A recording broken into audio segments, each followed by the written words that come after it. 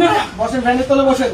এখানে আসেন, এখানে আসেন। আমার ভিতরে আমার বদলি করবে বড় আগালি আমার বসে বসে বসে বসে 21 তারিখ ঠিক আমারে বলছাও জান্নাত জান্নাত আমারে বলছাও আমি বুঝতে পারতেছি ঘটনা কিছু বলেন, ঘটনা বলেন। একটু চেহারা কথা দাও। এই ওনাকে ধরে বলেন না, স্টাফ কোথায়? আমরা পুরুষ মানুষ কাজ করি। কিছু ঘটনা কি বলেন? আমারে তুলো আমারে ধরে ধরে চেহারাতে বসা। হাতে ধরে সমস্যা না, হাতে ধরে বলেন না। সেটটা দিয়ে করো, ওখানে বসো।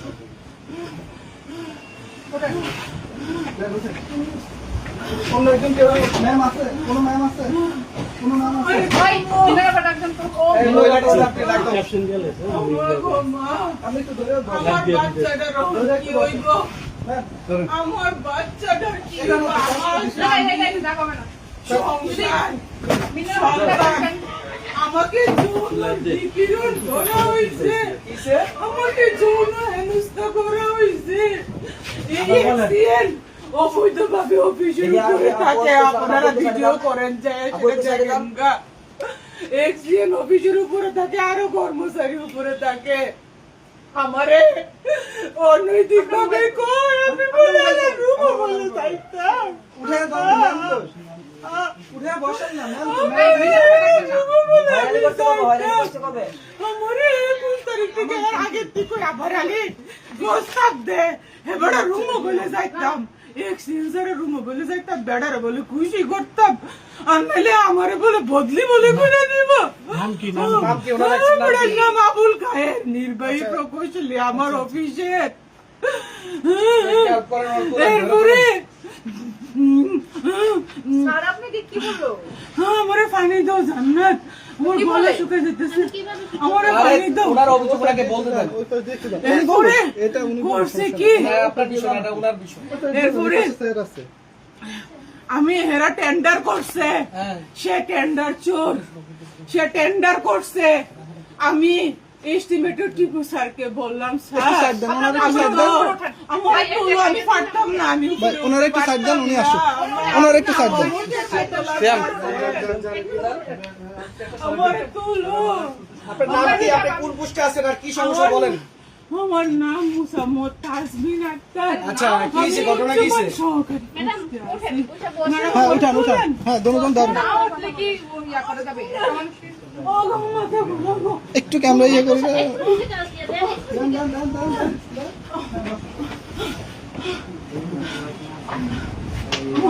চশমা যেন আমি চশমা মনে হয় ওয়াশরুম, ওয়াশরুম।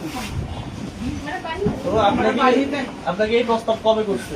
আমাকে উনি অফিসে আসার পর থেকেই করতেছে কবে মানে কত মাস কত দিন? এটা প্রায় 2-3 মাস ধরে উনি এটা করতেছে তো যাক এটা যেহেতু কোনো লিখিত প্রমাণ নাই উনি আমাকে মৌখিক ভাবে বলে উনি তো অনেক চালাক উনি আমাকে মৌখিক ভাবে বলে এই জন্য আমি আর এটার পদক্ষেপ নিতে পারতেছিলাম না সেই কারণে আমি চুপ ছিলাম কিন্তু আপনার কোনো কর্মকর্তাকে জানাইছিলেন?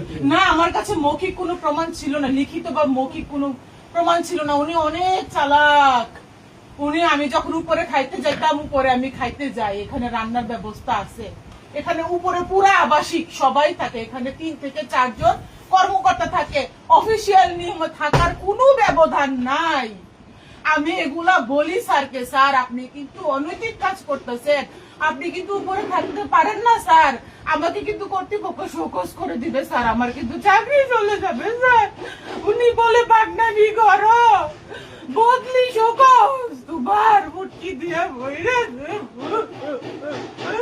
আমারে বুঝাও আমি স্যারেরে কইলাম স্যার আপনি যে লাস্ট যে টেন্ডারটা করলেন 19 প্যাকেজের আপনি যে লটারিটা করলেন স্যার আমি তো কইতাম পারি না মেমো বই সাইয়া আমি দেখি স্যার এই লটারির উইনারদেরকে আপনি ল্যাপে অর্ডার সঠিকতা যাচাই করার জন্য চিঠি দিছেন স্যার সেই স্মারক বই আমার লেখার কথা স্যার ওই স্মারক বই আউটসোর্সিং লেখে এই ব্যক্তি আউটসোর্সিং লেখে আমার স্মারক বই আমার অফিসে কোনো মূল্য নাই আমার, আমি একজন প্রশাসনিক কর্মচারী। আপনারা এখানে এই খাতা লোকের আছে কথা 10-15টা বা 20টা, বন্ধ করেন। প্রত্যেকটা খাতায় আমাদের এন্ট্রি আছে। আমরা এখানে আউটসোর্সিং হলো আমরা এই অফিসের কাছে এই লোকে আচ্ছা, আপনার দিকে আমরা- আমি জানি না ক্যামেরা ধরছেন, প্রশাসনিক সেই সুবিধা কোনো- বলছি। প্রশাসনিক কোনো অর্ডার আছে কিনা, আমার এক্সিএন এর লিখিত কোনো অর্ডার আছে কিনা, ওরকম কোনো অর্ডার আমি শো করি নাই, আমি দেখি নাই। তারা যে মেমু বইটা তারা যে লিপিবদ্ধ করতে পারে, এই অর্ডার তো আমি দেখি নাই, স্যার তো আমাকে দেখাই নাই। আমি বললাম এস্টিমেটর টিপু স্যারকে, স্যার আপনি যে পে অর্ডারের জন্য যে চিঠি দিচ্ছেন, এই চিঠি তো আমি করছি না, এই চিঠির স্মারক তো স্যার 423, এই চিঠির স্মারক স্যার 423 স্যার হবে। এটা আমার চিঠি স্যার, এটা আমি দাখিল করব, এটা আমি স্মারক না বইয়ে লিখবো, এই চিঠির নিচে স্যার আমি ইনিশিয়াল করব স্যার। এটা অপ্রশাসনিক ভাবে এই চিঠিগুলা কেন যাচাইয়ের জন্য ব্যাংকে যাবে স্যার? তখন টিপু স্যার আমাকে বলে, নয়া ফুন্দে বাল উঠছে, অফিসারকে আসেন কাউন্টার করতে, চার্জ করতে। আমি বলি স্যার আমি তো আপনাকে চার্জ করতে পারি না, আমি কর্মচারী স্যার, চার্জ করার ক্ষমতা স্যার আমার নাই। স্যার আমি প্রশাসনিক ভাবে জানতে চাইছি স্যার, আপনারা কেন এই টেন্ডার নোটিশ যে লটারি যে করবেন, কেন নির্বাহী প্রকৌশলীর আদেশে সই করা একটি পত্র আপনারা কেন দাখিল করেন নাই স্যার? এই পত্র তো আমি দাখিল করার কথা। কোনো সময় অফিসে অডিট হইলে এই প্রশ্ন তো আমি সম্মুখীন হব, আপনি কেন এই টেন্ডারের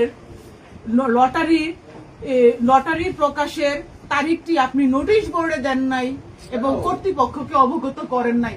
তখন কি আমার চাকরি থাকবে? আমি এখানে প্রশাসনিক দায়িত্বে আছি, আমার কি প্রশাসনিক বিষয় সম্পর্কে প্রশ্ন করার অধিকার নাই? আমি কি জানতে পারি না আমার স্যারের কাছে? পারি কি না? হ্যারাসমেন্ট হইছে, হ্যারাসমেন্ট হইল গিয়া সেটা